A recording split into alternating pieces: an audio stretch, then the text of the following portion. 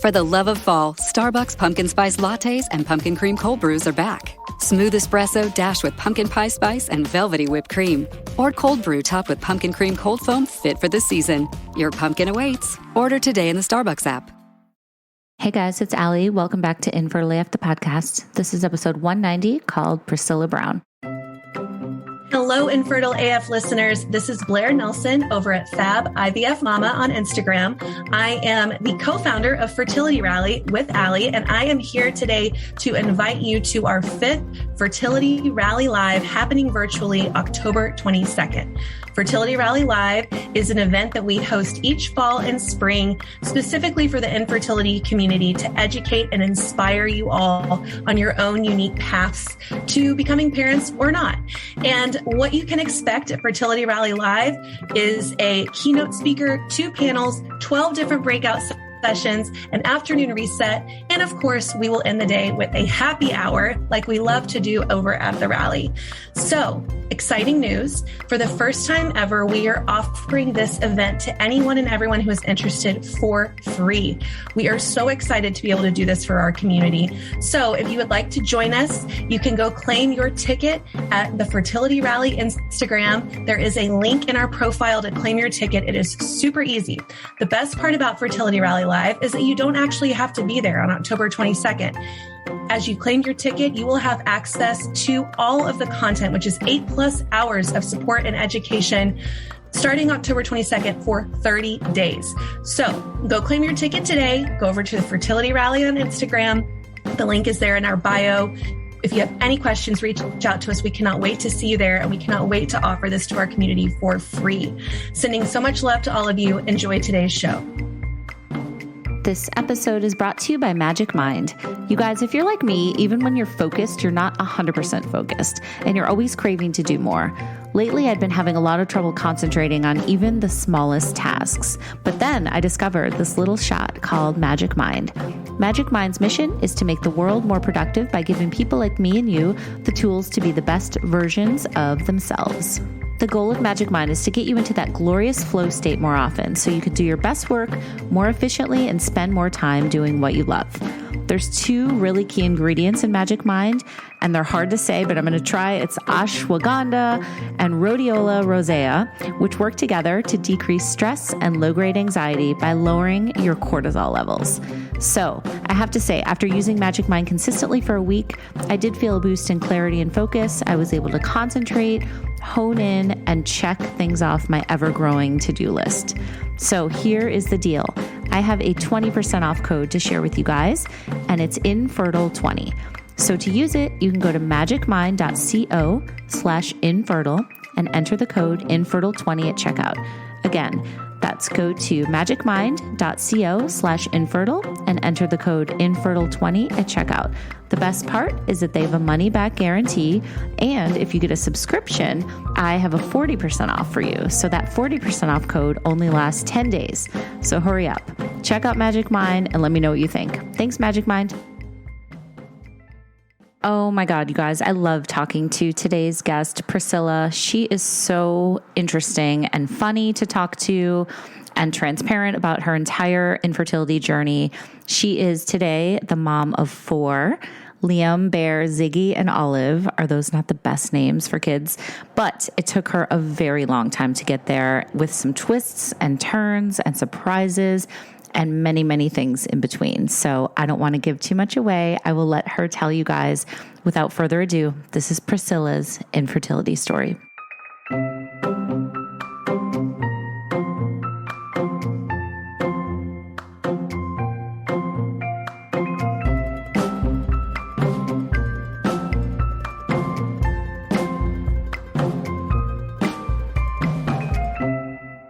Hey, Priscilla, thank you so much for taking the time today. You are locked in a bedroom with your kids on the other side of the house to do this chat. Thank you.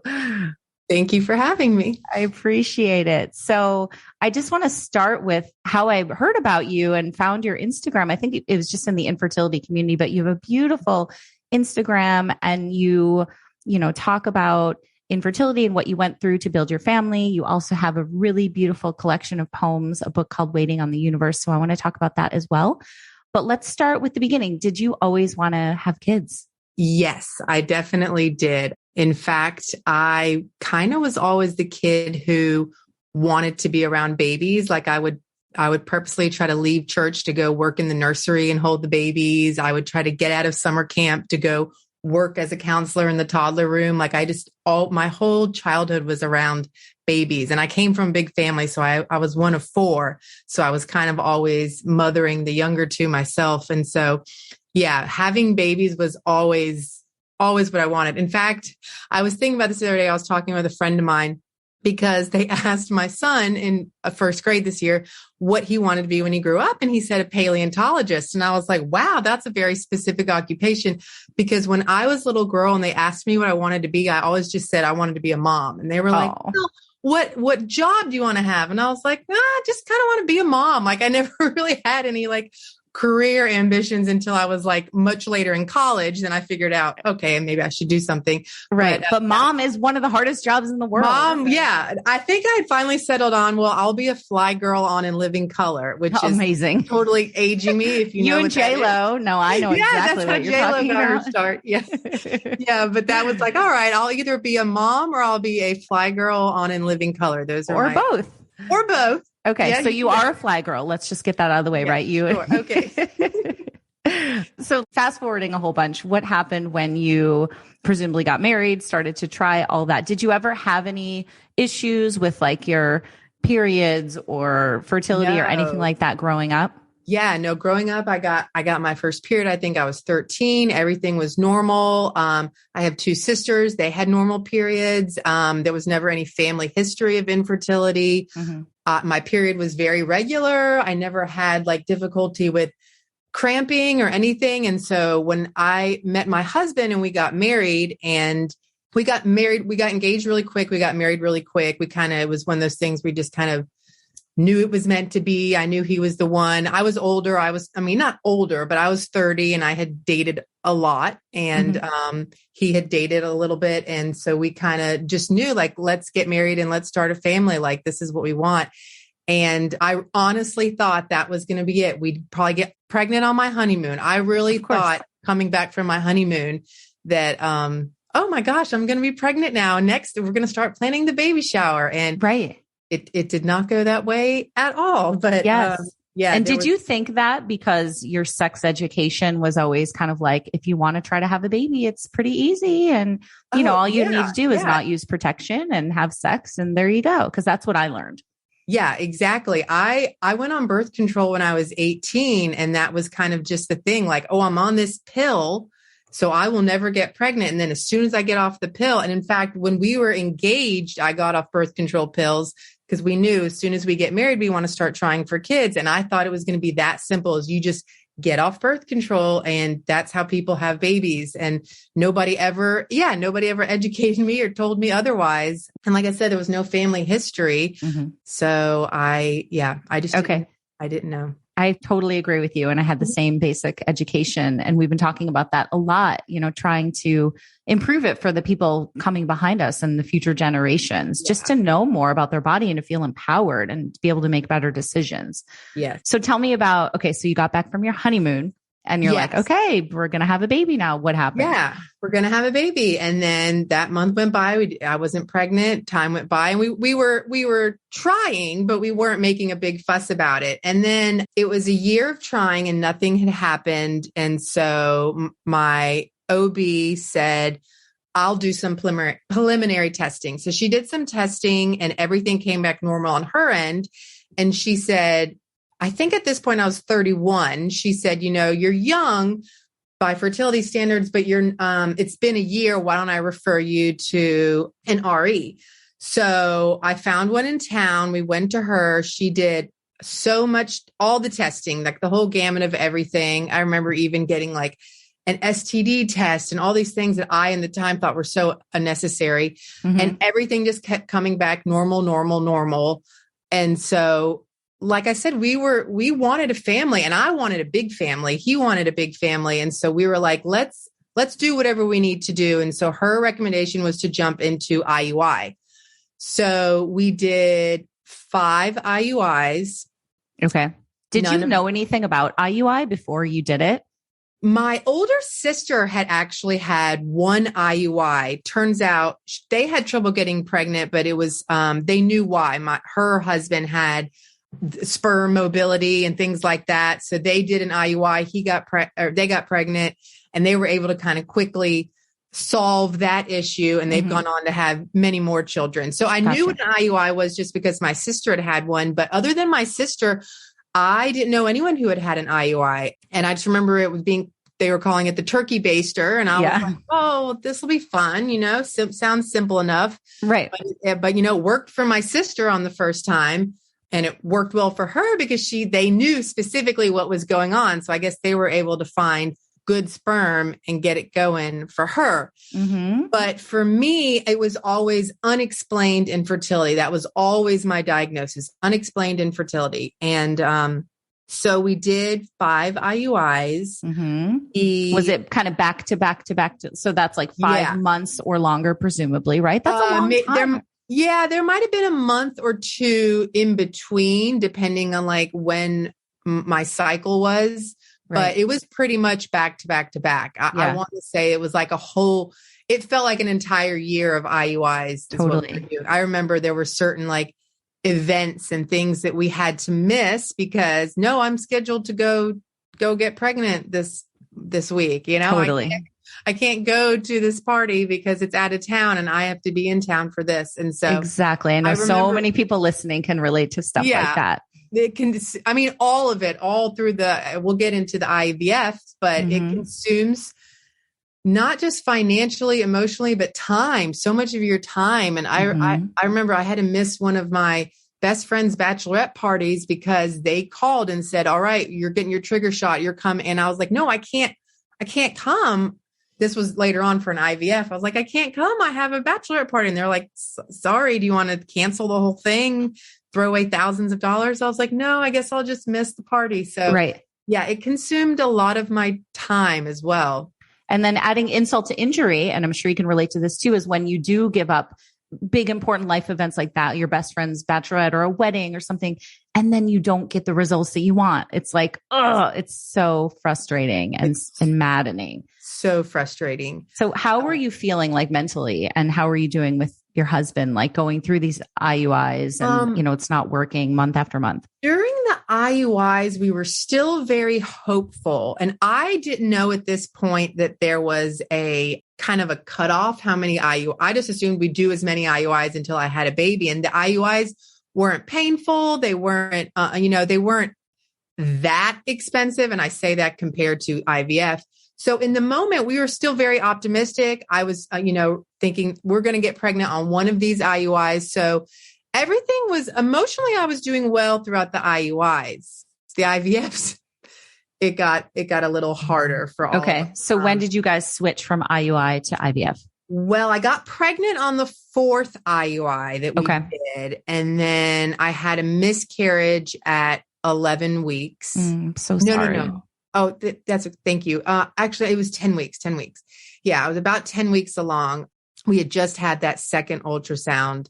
And that was really tough having the miscarriage. I remember I woke up and I was bleeding, and I called the fertility doctor, and they were like, you're probably okay. It could just be spotting. And I knew it. It was a lot of bleeding. I was actually, you know what? Now I'm thinking back, I didn't wake up bleeding. I had gone to the water park that day with my sister and her children. And now, because every time I drive past this water park, I think about this day. Oh, it's just I had a miscarriage too when we were at Sesame Place. Yeah. So every time I think about Sesame Place, I'm like, that's what pops in my head. Yeah. And I just remember being like, I'm just going to sit here wrapped in this towel because either this is a weird part of pregnancy or I'm miscarrying. And I knew I was miscarrying. And my doctor was like, well, we'll see you like on Monday. And I was like, no, that's not good enough for me. So I called the OB, who I hadn't even seen yet because I hadn't graduated to the point of going to the OB yet. And I called their office and they said they'd see me that day. And I remember I came in and they put on the ultrasound and they were like, we don't see a pregnancy. And I was like, I'm not lying to you. I was pregnant. I pulled out of my wallet my little like picture from the ultrasound that I had at the fertility clinic. And I was like, see, I'm pregnant. And they were like, well, you were, but you're not pregnant anymore. And I just remember being like, well, where did the baby go? Like, where is he? And they were like, well, you had a lot of bleeding. And I was like, so, but where is the baby? And, they just explained that I didn't have to have a D&C. The pregnancy or the miscarriage just completed itself, what they call a completed miscarriage. And that was very emotionally, that was really tough. And I know, when you think about like what 1 in 4 women have a miscarriage. And I remember that point in my life, how distraught I was. And now looking back, thinking how people go through this all the time. And like, you just see people at work smiling and you might have no idea, because the same thing, no one at work knew that I was pregnant. Right. I remember going to work and, just being so depressed and so upset but not really talking to anybody about it, because I didn't even tell anybody that I was pregnant. So yeah, that was hard on me, hard for my husband, but we were like, you know what, let's keep moving forward. They did one more IUI after that, which didn't result in anything. Okay. And she was like, now it's time to move to IVF. And I was like, well, why are we just not doing more IUIs? Like I got pregnant on an IUI. She was like, you got pregnant, but you don't have a baby. So that doesn't really count. Like their kind of rule at this practice was 5 IUIs, no baby, you move on to IVF. That was kind of their practice. And I remember at the time being like, no, let's do 5 more IUIs. Surely I'll get a baby out of it. Were you hesitant about doing IVF with all the meds and the protocol and all that stuff? Honestly, no, I'm not scared of needles. I'm not scared of medical stuff. It was the money to me. Like I remember looking at the price tag of an IVF being like, what are we going to do about this? In the end, we ended up refinancing the house. That's what we did. And so absolutely. We joked that like Liam, we refinanced the house. Bear, we took out a no interest credit card that I think we like just paid off. So like, we did whatever we had to do, but absolutely. So we moved on to IVF. They were optimistic going, I had a bunch of testing done for that too. And they were very optimistic. At this time, I guess I was maybe 33, maybe going into age 34. So they were like, everything should go well. All your labs look great. The only tiny lab they found was my thyroid was a little bit off. So they put me on Synthroid kind of just in case. Okay. Which ironically, still to this day, I take Synthroid. And every time I ask a doctor about it and they're like, oh yeah, you're a lifer now. Like once you start Synthroid and it regulates your thyroid, you just kind of have to take it forever. And I'm like, oh, really?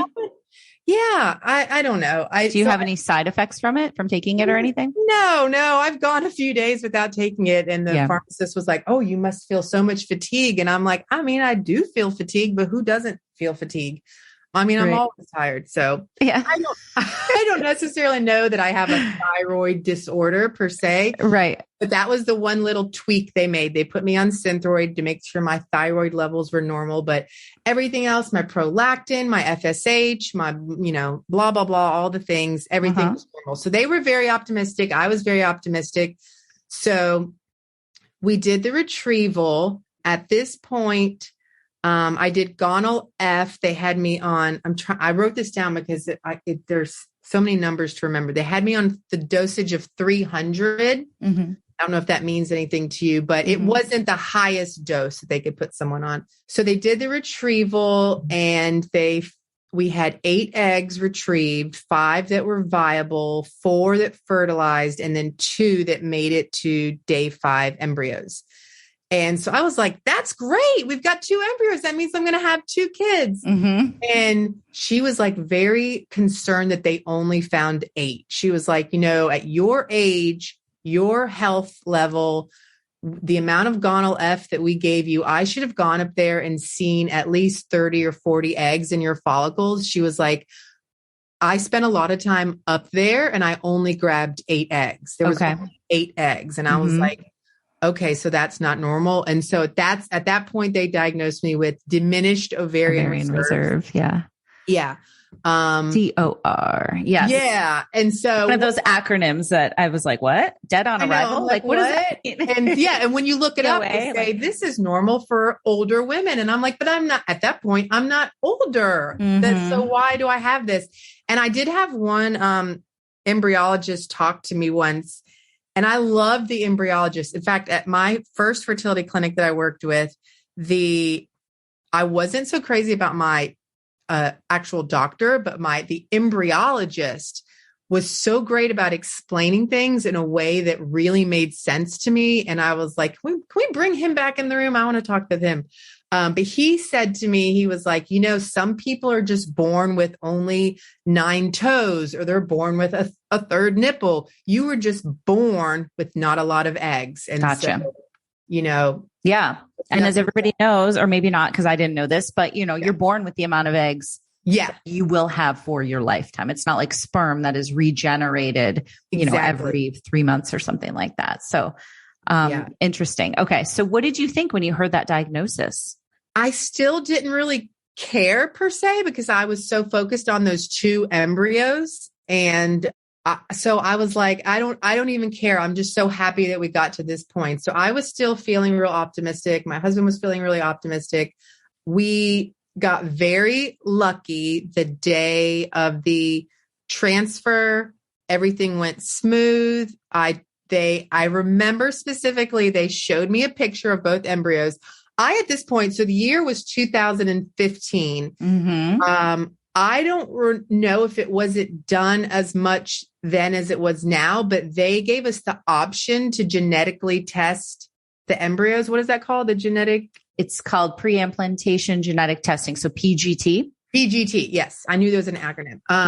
And we actually opted not to do that. I don't know. Was that a financial decision? It might have been. It's so funny, Priscilla. I was going through this at the exact same time as you. I wish I would have known you. Oh my gosh, I know. I mean, literally 2015, I did my first transfer on April 1st. And PGT testing for us, it was a financial decision. It was an additional $5,000. Yes. But I remember thinking, we're only doing this once. And so we did do the testing, because it was like, I want to, throw everything at the kitchen sink, or that's not the expression, but you know what I mean? Yeah. Throw everything at the sink. No, you know what I mean? I think my husband was a little bit more like, well, if the embryo comes back as not perfect, they're just going to throw it away. He was like, I don't want them to throw it away. And I was like, well, then let's just not get them tested. I think that played a little role in it too. But I think for me, it always comes down to, how can we save a penny here or there? Totally.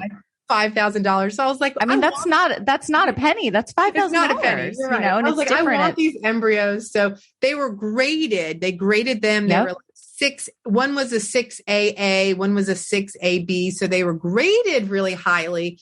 So I remember the embryologist sitting there, and he had a picture of both of them. And he was like, do you want us to put both in, or do you want us to put one in? And I was like, oh, only one. I do not want twins. Twins sounds horrible. We'll get to that later. I only want you to put one in.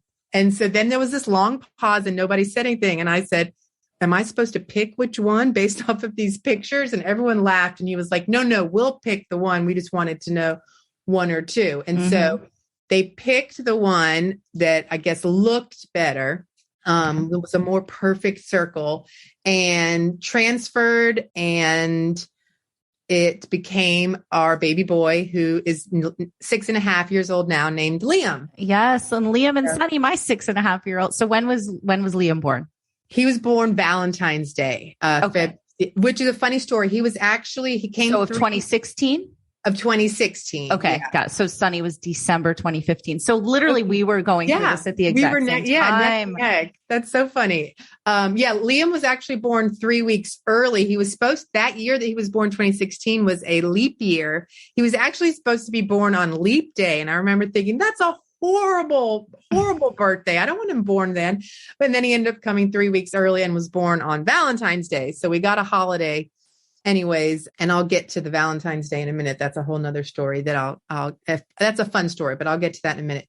Okay. So Liam was born Valentine's Day, 2016. We were like, this is great. It only took one try. We got our baby boy. Right. So did you think, okay, IVF, it's kind of a sure thing. You know, you do it, you do the one transfer. Yeah. That's what I thought too. Yeah. And we both got really, really lucky with that one, right? Very lucky because so many of my friends or people that I've met in the fertility community, that does not happen that way for them. And so I felt very lucky. And then they were going to freeze that second embryo. And I said, perfect. We'll see you in a couple years for baby number 2.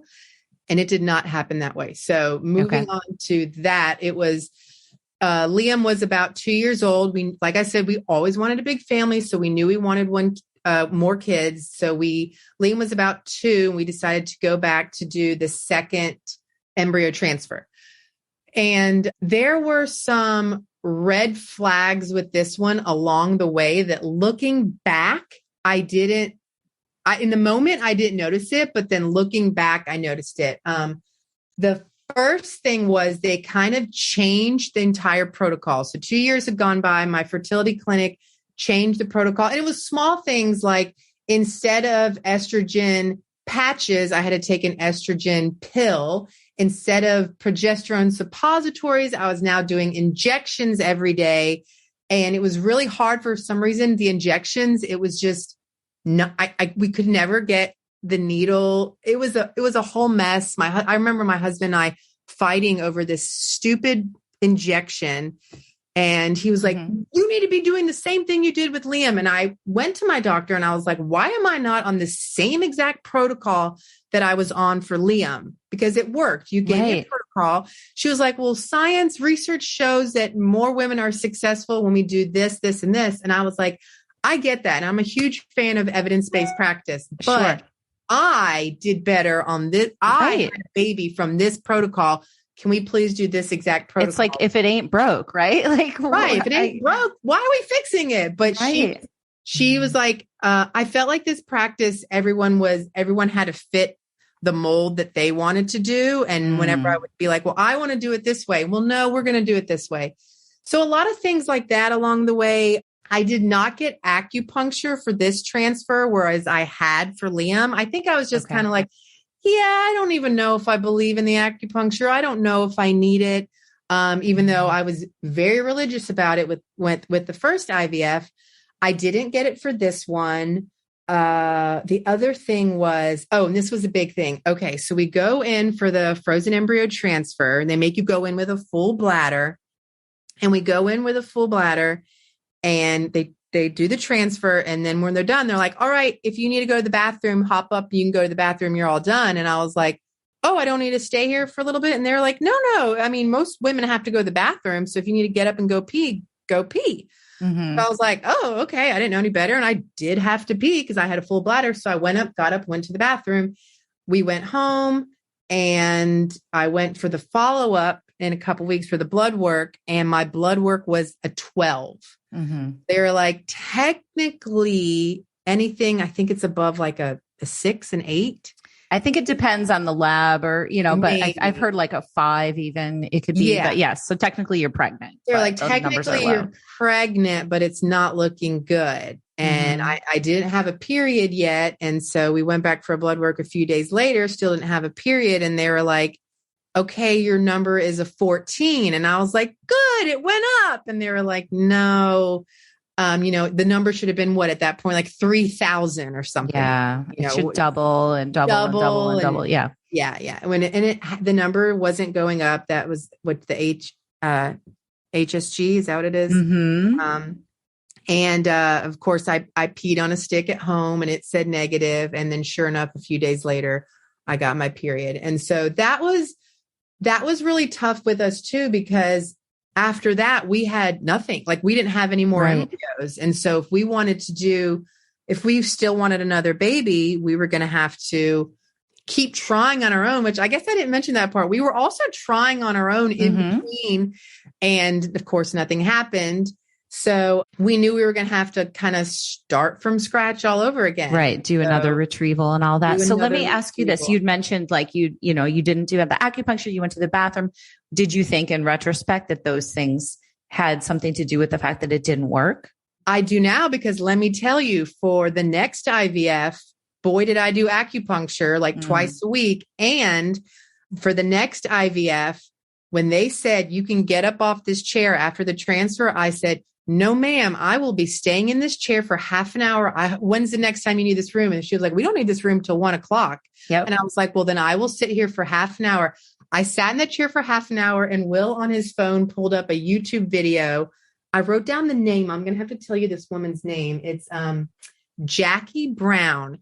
She has YouTube videos that are meditation for post-embryo transfer. Cool. Yeah, so I love it. I laid in the chair with my legs up, and Will had the video playing for 30 minutes. And she was like, she's Australian. And so she was like, your uterus is warm and happy. You are accepting this embryo. She was just, I love it. You are meant to be a mother. And I was just like chanting back at her. And, you know, is that the reason why I got pregnant? Maybe not, but do I feel like it helped? Maybe. I don't know. Did it hurt? No, that's the thing with all this, right? It's such a not exact science that it's like, it's almost, sometimes it's like whatever makes you feel better sometimes emotionally is the way to go. Exactly. A friend of mine I talk about the fertility smoothies that we drank all the time. And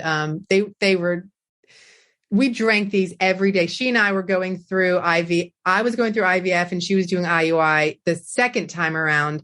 And we laugh about it now. We were like, did the smoothies do anything to help? No, but it didn't hurt to drink them every day. Totally. So, oh yeah. I had all the powders and potions and bee pollen and Chinese herbs and bee all this pollen, stuff. Raspberry. Wasn't there? I think raspberry was involved, and maca. There was a lot of maca.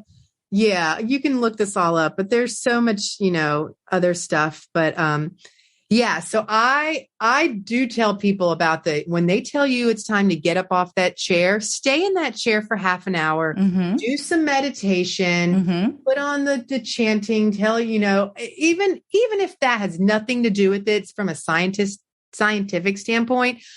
I did it I guess it was my third transfer. And sure enough, we got pregnant. So you had done another retrieval cycle. So in between, sorry, we're kind of no, that's okay.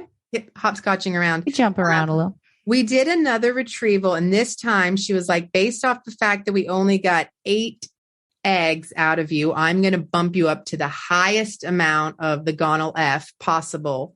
So I was on the highest amount. And again, now at this point, it's 3 years later. So I guess I'm like 36, maybe.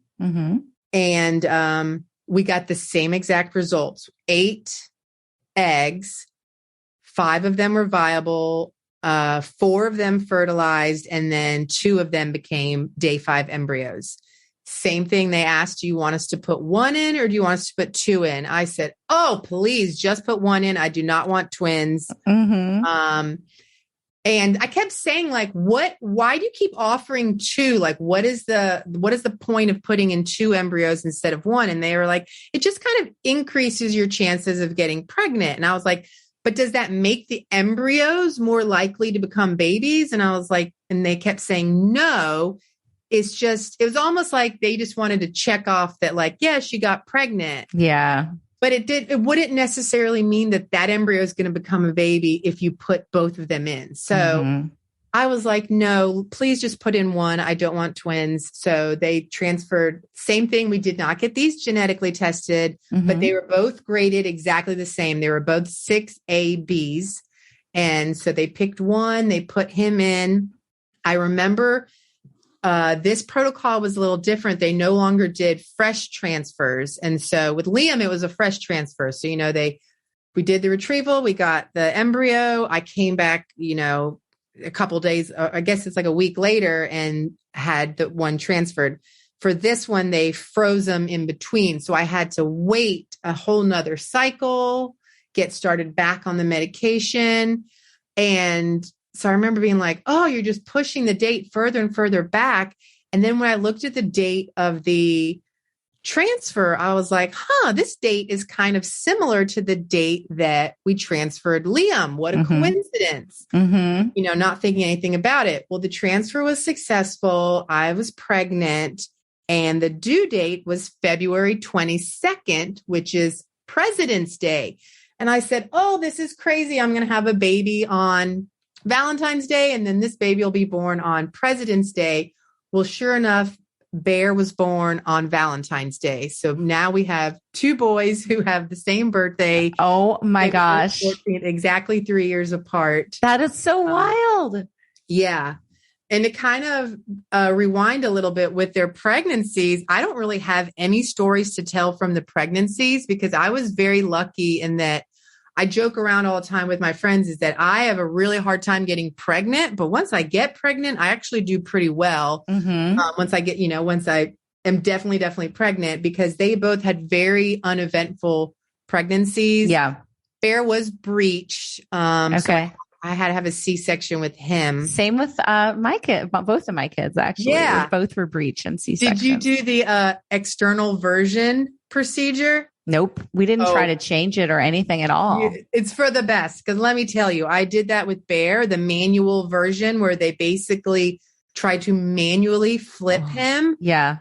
And that sounds so uncomfortable and painful. It was the worst pain I've ever been in. And I didn't even get an epidural with Liam. I had a natural childbirth with Liam. Yeah. This was more painful than that. I mean, it really feels like you're getting punched in a back alley, getting like mugged. Right. You're like, just take my wallet, take it off. Yeah. And they kept saying, oh, we got him. He's head down. And then when they would move their hands off of me, he would flip. They're like, flip back. Yeah. Yeah. We found out after the fact that he had a knot in his umbilical cord. So I always wonder if it was like the umbilical cord's way of saying, can't go. There's not enough, I'm not long enough. I don't know. Wow. Interesting. The body is so cool and interesting. Yeah. Wow. Okay. So you have Liam and Bear. I love those names. Yeah. So Liam and Bear. And then we had the one final frozen embryo. And so it was the start of 2020. And my husband and I said, we're here we are just being, we could just never get enough. So we're like, we want more babies, more babies. Oh my gosh. Yes. And we really didn't even kind of try on our own. We were like, you know what? We have that frozen embryo that we're having to pay storage on. Like, what is it? $800 a year, I think we pay. No, it's $500 every 6 months. So yeah, we pay $1,000 a year to store this embryo. So we said, it's 2020. Let's just go ahead and get that embryo transferred in the spring of 2020. That'll be what we do. So at this point, our fertility clinic actually shut down. And so they had that frozen embryo transferred to another clinic in town. Okay. Are you in Charleston? Yes, I'm in Charleston, South Carolina. Gotcha. We had it transferred to Coastal Fertility, who I absolutely adore. They were great. And I was so worried about like the transfer process, but luckily it was just going like 2 minutes down the road. Okay. The frozen embryo. So we met with them at Coastal and they said, it shouldn't be a problem. We can schedule you for something this spring. And they said, let's do some other preliminary like testing while you're here. And they did some testing. And this time around, my FSH levels were off. They went ahead and they did like a vaginal ultrasound to look at my follicles. And I didn't really have a lot of follicles. And so she sat down with me and she was like, listen, you have one embryo. So if this embryo doesn't become a baby, you're going to have to start all the way back over. And now you're so much older. So I think at this point now I'm 2020, I'm 38. She was like, and your lab work is kind of showing your age. And we already know you don't have a lot of eggs. You probably have even less eggs now. Her recommendation was I start trying to bank some embryos. So she wanted me to start all over from scratch. Okay. Here was the caveat though. My insurance company has a hold on, I wrote this down. So Blue Cross Blue Shield of South Carolina's policy is a lifetime max of $15,000 or 3 transfer cycles. I had already done 3 transfer cycles. So I called the insurance company and sure enough, they were like, oh yeah, you're cut off. And I remember I got so irate on the phone. So I was like, so what you're telling me is a man in a suit in Columbia, South Carolina gets to decide how many children I have. I love it. They were like, yeah, basically, we paid 70% of their thing was they paid 70% of just the services. I had always paid for all the medications on my own because I knew I had that $15,000 max. Mm-hmm. You can wipe that all out just on medication. Totally. So I had a really great financial person tell me at the start of all of this, you do not let your insurance company pay for the expensive medications because then that's going to eat into your $15,000 cap. And then you're not going to have anything to spend on they're not going to spend any on the actual procedure. So Interesting. Good pro tip too. Pro tip. Oh, another pro tip when it comes to that is to shop around the pharmacies. I remember, okay, I'm going to pay for this out of hand. And they were like, yes, here's the pharmacy that you call to order your medications. Totally. I called like 6 or 7 and the price difference was astonishing. Like completely. Yeah, this one's $20. And the other pharmacist is like, yeah, this one's $500. And I'm like, such a racket. And it's such a good tip because I didn't know that either. I thought it was like, you just go where they tell you to go, but you do have a choice as a patient and it's good to do your home. It sucks that you have to do the legwork, but it really can pay off in the end. Yes. I have another good friend who's going through it right now. And she was like, this is the most stressful part. And I was like, absolutely. The financial part is 100% the most stressful part and the calling around. But I was like, in the end, do call around and don't just go with whatever pharmacy takes your insurance because it's not as simple as that. You're going to have to pay out of pocket for them because you have to use your insurance to pay for everything else. So you got to call around. So exactly. Yeah. So, okay. So it's 2020 and she's wanting me to bank embryos. We're already knowing that we're going to have to pay for so much of this out of pocket. And then the pandemic happens. And so we're like, well, they're not letting us do anything right now anyways. So what are we going to do? So the pandemic happened. My husband's working from home now. I'm just at home with the 2 boys.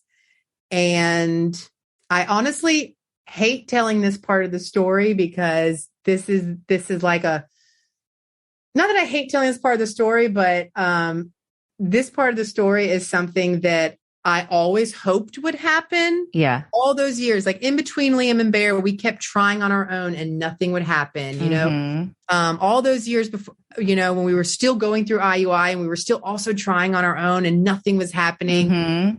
But here we are, 2020 in the middle of the pandemic. We've watched every single show on Netflix. There's nothing else to do, but why not sleep with my husband? Because, we're not seeing our friends. We're not going anywhere. And sure enough, I find out that I am pregnant. Wow. After them telling me you probably have no more eggs. After that last fertility appointment that I had, they were like, we're not really seeing any follicles. Oh my God. And so I find out that I'm pregnant. And what did you think when you got that call? What happened was I had been breastfeeding Bear and I stopped breastfeeding Bear in May of 2020. I stopped breastfeeding him because he was old enough.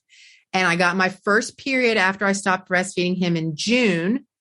And then in July, I was like, all right, where's my next period?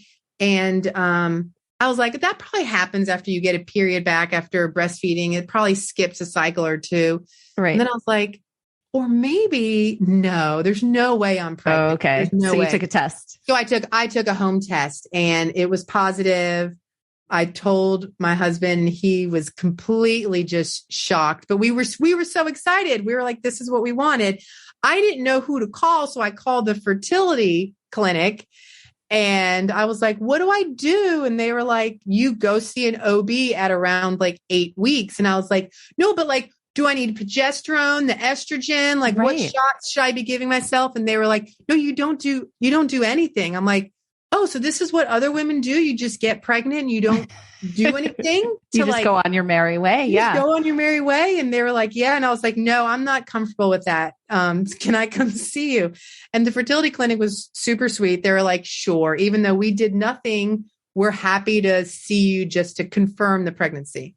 Yeah. So I went in, which would have been probably around 6 weeks or 7 weeks. And the doctor who I'd only met for all that testing. So she knew me, but she didn't really know me that well. I wasn't like a recurring patient of hers. So she turns on the ultrasound machine and she gets really quiet. And I'm immediately like, I start feeling the tears building up in my cheeks. And I was like, yes, because you think it's going to be no heartbeat or bad news. Or I'm something, like, I'm not pregnant. This was such a waste of time. I'm not really pregnant. Right. She turns to me and she goes, what did we give you for this cycle? Did we give you Clomid? And I was like, no, you didn't give me anything. I'm just here to confirm the pregnancy. She was like, oh, so we didn't give you anything. And I was like, no, why? She was like, because you have two babies. There are two babies. My God. I just got the chills. And my husband just I don't think he spoke for like 3 days. He just didn't speak.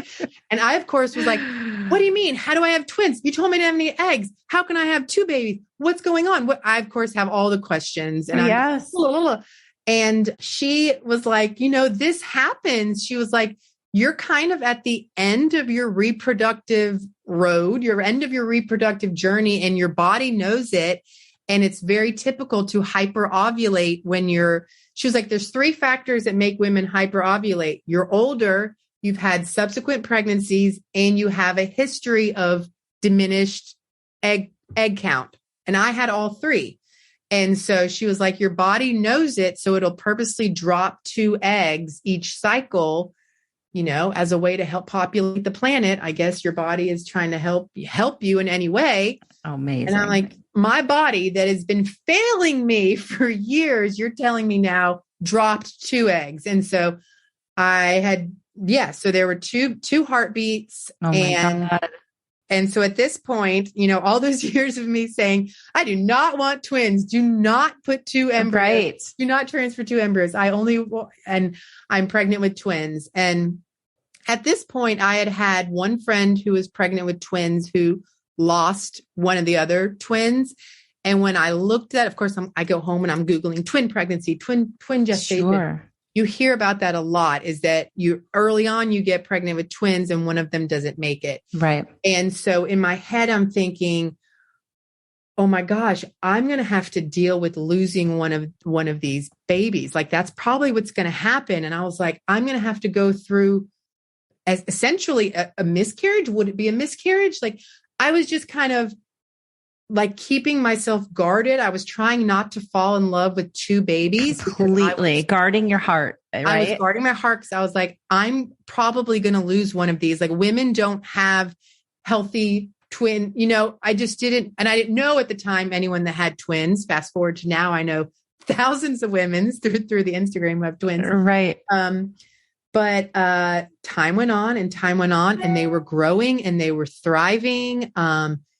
We did genetic testing at 20 weeks and the 20-week anatomy scan, and they were perfect. And I just fell in love with this idea of twins. And I was like, at this point, it went from being cautiously optimistic that I might lose one, I might keep, or not optimistic to lose one, but I was like cautiously thinking something bad is going to happen, to now being like, I want both of I cannot lose these babies. I wanted twins so badly, like something that I thought that I never wanted. I cannot wait to have twins. Oh my gosh. They just kept growing and thriving. And we found out one was a girl and one was a boy. And that was a fun appointment when they did the ultrasound and they were like, okay, baby A is a boy. And everyone was like clapped and okay, good. He looks good. And then they were like, baby B is a girl. And everyone in the room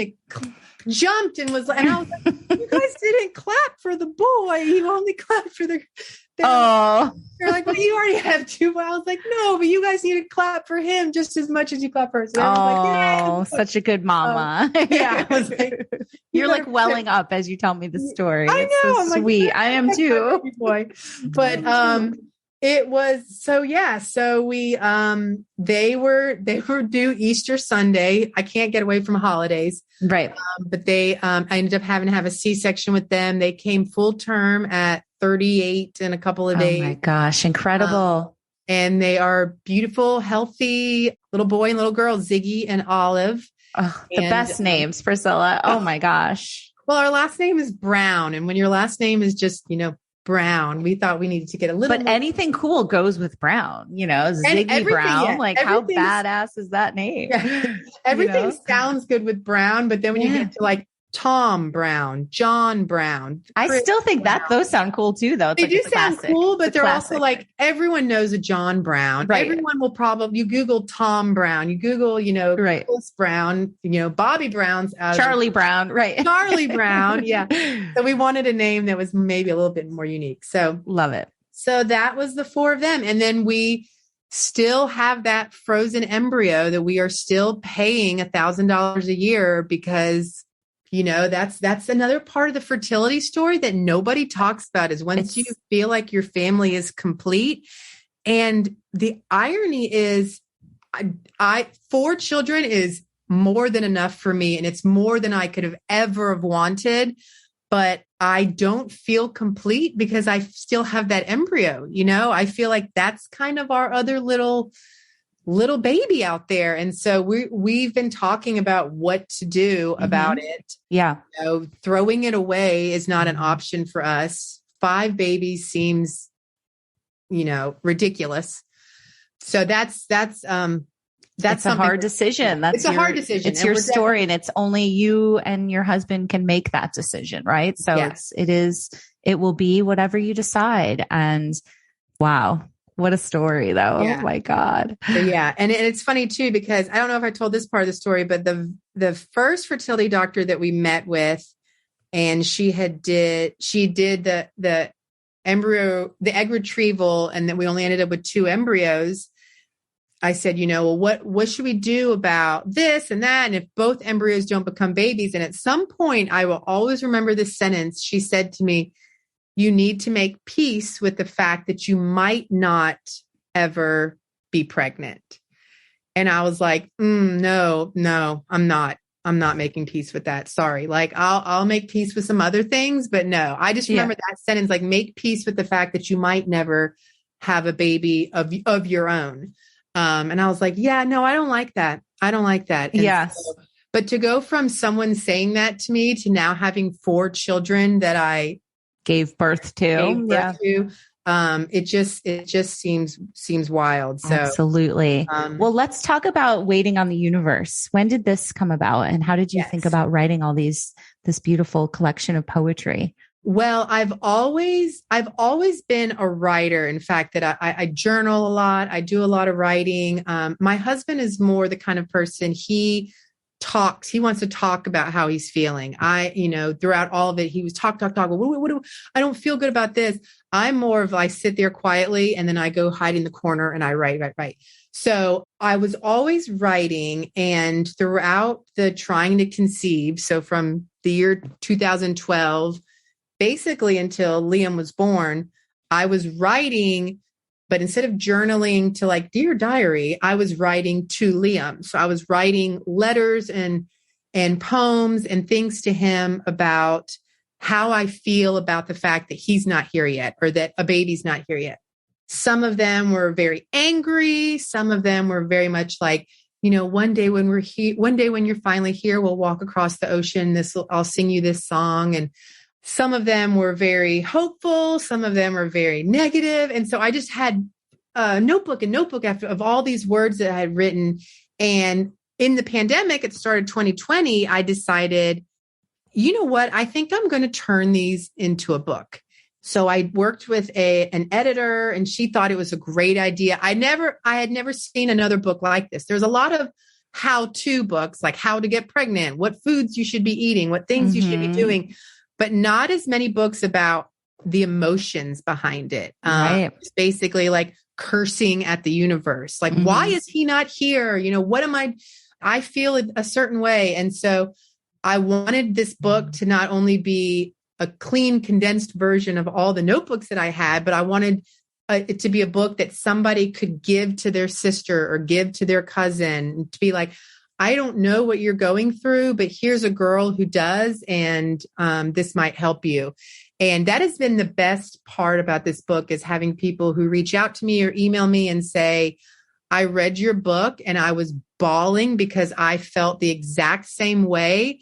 And I didn't know that there was someone else out there that felt this way. You know, there's a lot of guilt when people, we live in South Carolina, we're in the Bible Belt. And I had a lot of people say to me things like, why don't you just adopt? Like, you're trying to play God, and there's other babies out there that need, and I felt guilty for wanting my own child. You know, it wasn't just a matter of like, I want a baby. I wanted to feel a baby inside of me kicking. I wanted to go through labor and delivery. I wanted to breastfeed. I wanted to get to experience all the things that you get to experience, and nobody told you not to do it. So it was more than just wanting a baby. I wanted all of it. And that's okay to want that, right? Yes. It's okay and I to wanted, want that. And I wanted to not feel bad for wanting it. And so I wrote the book, Waiting on the Universe. I published it on Amazon as an independent publisher. And it's great. Like I said, the best part is having people reach out to me and say, I'm thinking about buying this book for my friend. And so I said, yeah, I think it'd be great. You know, put it in a care package with some candles and some tea and some lotion, and then add the book on the bottom. And then they'll write back to me a few months later and they'll say, oh, thank you so much. She loves the book. She's recommending the book to her friends. And so it's so wonderful just to share, like you said, share the emotions of it. And the whole bottom line of your book, I would presume, and this podcast too, is like, you're not alone. You know, it's sharing these stories and these feelings to help people who are going through this realize that they don't have to do this alone, and that there's support out there, and there's resources, and there's beautiful poems like Waiting on the Universe. So everybody check that out. Thank you. Yeah. Yeah. You know, you know this, in 2015, there wasn't for Infertility Rally, there wasn't Instagram wasn't really even that big. And so unless you knew somebody, like, who do you talk to about this? And, you know, we were going through it at a time where all of our friends were having children. And so they were very weird. Like, I remember not getting invited to a baby shower, not getting invited to a first birthday party. So yeah. So just now I feel like there is a lot more places where you can turn to someone to talk to, but having the writing and having a way to get my emotions out on paper was kind of how I dealt with it in the early years.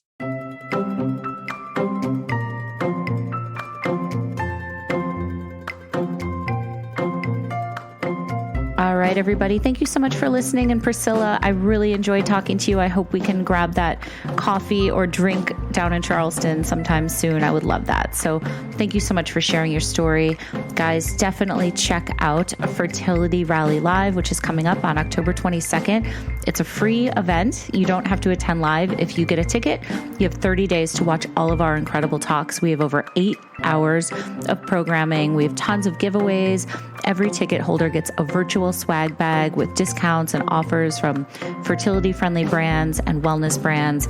It is the passion of Blair and I to create this event. We do it twice a year, in the fall and in the spring, and it just keeps getting better and better. And everybody who contributes is so awesome. So please come check out our Instagram for a link in the bio for tickets. Also, today's the last day to join Fertility Rally for the month of October. So you can also go to our website and join there and become a member of the rally, where we have 4 support groups a week, 3 private Facebook groups, tons of content, badass sisterhood, and so much more. So lots going on. Thanks again to Priscilla, and thank you guys for listening.